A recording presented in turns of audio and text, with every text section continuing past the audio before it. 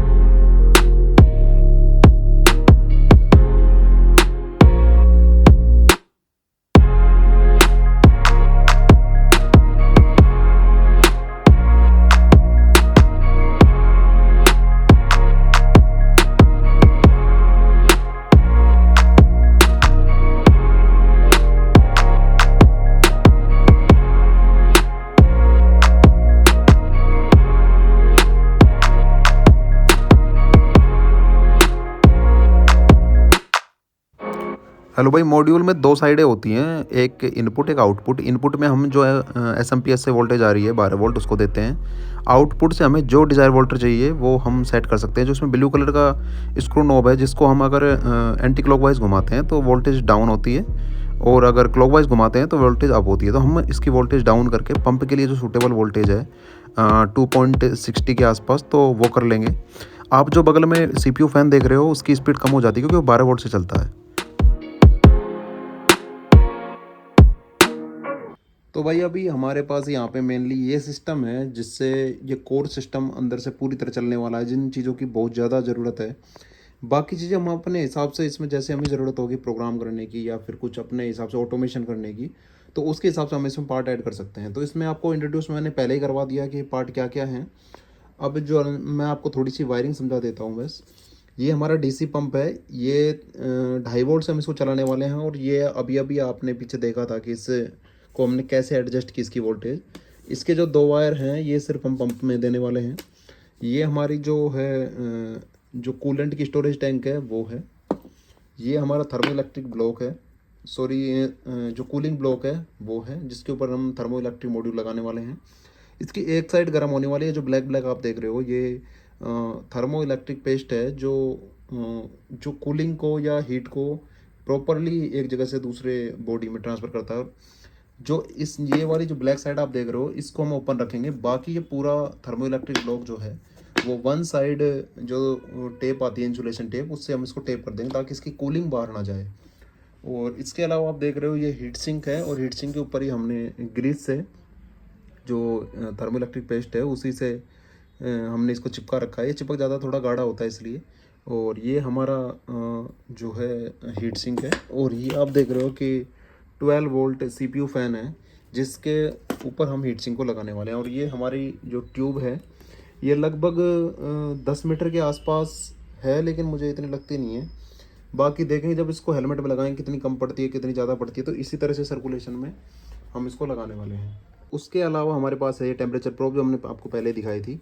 हम temperature probe से जो है टेम्परेचर, इसका कूलिंग टेम्परेचर मॉनिटर करेंगे। अभी ये वाली जो प्रोब है, हम इसको जो ट्यूब है इसके ऊपर कुछ इस तरह से लगा देंगे और इसको इंसुलेट कर देंगे ऊपर से, ताकि जो सिर्फ ट्यूब की जो ठंडक है सिर्फ ये उसी को दिखाए, बाकी चीज़ें ना दिखाएं।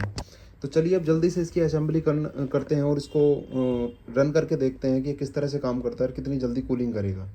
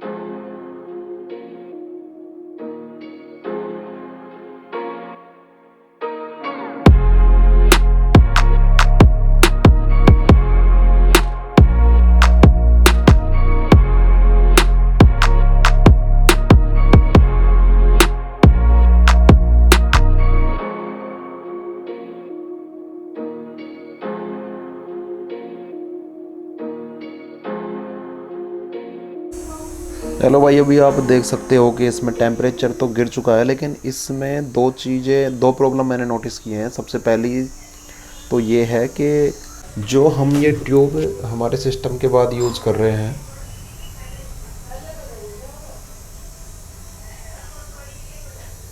जो कूलिंग के लिए जो पानी को टाइम मिल रहा है वो बहुत कम है, और उसमें जो पानी ठंडा होता है जैसे तैसे, तो वो ट्यूब इतनी लंबी है कि उसमें जब पानी बहता बहता वापस ट्यूब तक आता है तो जो रूम टेम्परेचर है वो उस पानी का टेम्परेचर फिर से बढ़ा देता है।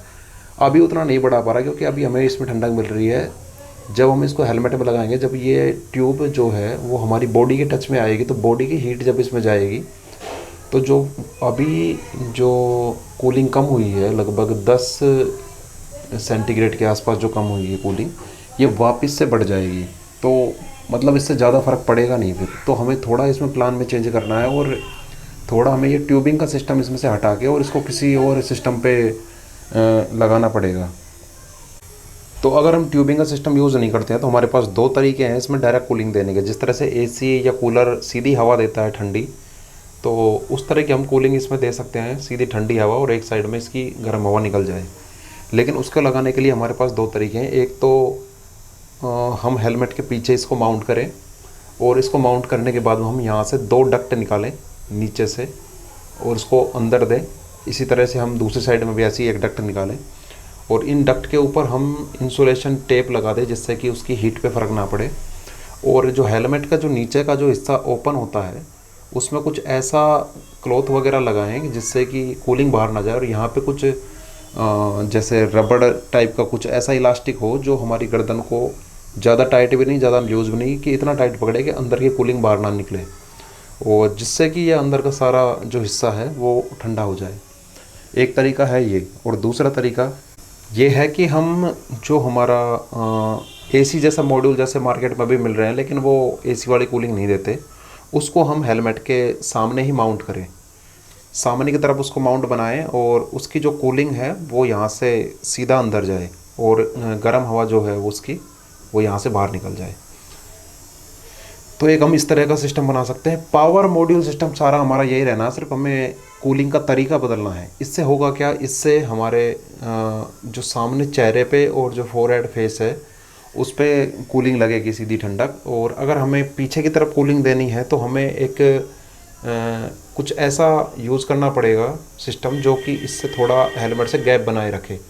लेकिन इसमें दिक्कत ज़्यादा है, इसमें हमें हेलमेट की सेफ्टी कंप्रोमाइज़ करनी पड़ सकती है, इसलिए हम ये तरीका नहीं अपनाएंगे। ये तरीका एक ठीक है, और जो डक्ट वाला सिस्टम है वो भी ठीक है। तो इन दोनों में से कुछ एक तरीका हम देखने वाले हैं फ़िलहाल के लिए। और दूसरी प्रॉब्लम जिस पे मैं बात कर रहा हूँ वो है जो डीसी पंप है उसकी नॉइस और वाइब्रेशन। नॉइस और वाइब्रेशन जो है वो हेलमेट में साफ पता चलेगा और ज़्यादा रहेगा, क्योंकि अगर मैं इसकी पावर कम करता हूँ तो पानी का इतना प्रेशर नहीं है कि वो ट्यूब में सर्कुलेट हो सके, और अगर मैं इसकी पावर ज़्यादा बढ़ाता हूँ तो फिर नॉइस वाली प्रॉब्लम आती है। कूलिंग अभी हो रही है, 23.9 तक हो चुकी है, ट्यूब काफ़ी ठंडी महसूस हो रही है। लेकिन दिक्कत यह है जब ये बॉडी के टच में आएगी तो आप देखोगे इसमें भी अभी आपको टेम्परेचर जो है वो दिख सकता है कि जैसे ये बॉडी के टच में आएगी टेम्परेचर बढ़ने लग जाएगा। तो एक तो ये ट्यूब ज़्यादा लंबी हो गई। अगर हमें ट्यूब वाले सिस्टम पे रहना है तो हमें कम से कम 3 या 4 पेल्टियर मॉड्यूल लगाने होंगे, इतनी पावर हमारी बाइक जनरेट नहीं कर सकती।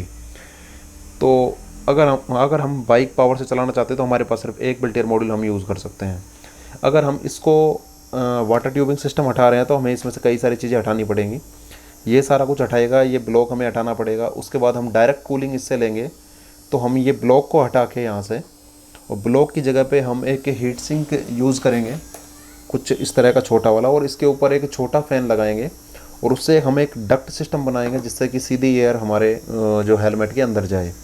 ये एक दूसरा तरीका है, और इस तरीके पे हम आगे काम करके देखते हैं। आप देख सकते हो जैसे ये बॉडी के टच में आई ट्यूब तो ये टेम्परेचर फिर से बढ़ने लग गया, जो 23 पॉइंट कुछ आ रहा था वो 24 डिग्री हो चुका है। तो जब ये कंटिन्यू हमारे टेम्परेचर, क्योंकि हेड का टेम्परेचर बॉडी के टेम्परेचर से थोड़ा ज़्यादा होता है, और जब वो बंद जगह में जब बंद होगा तो और ज़्यादा हो सकता है। तो इस वजह से ये तरीका इतना कारगर नहीं हो सकता, इसलिए हम दूसरे तरीके पर काम करेंगे।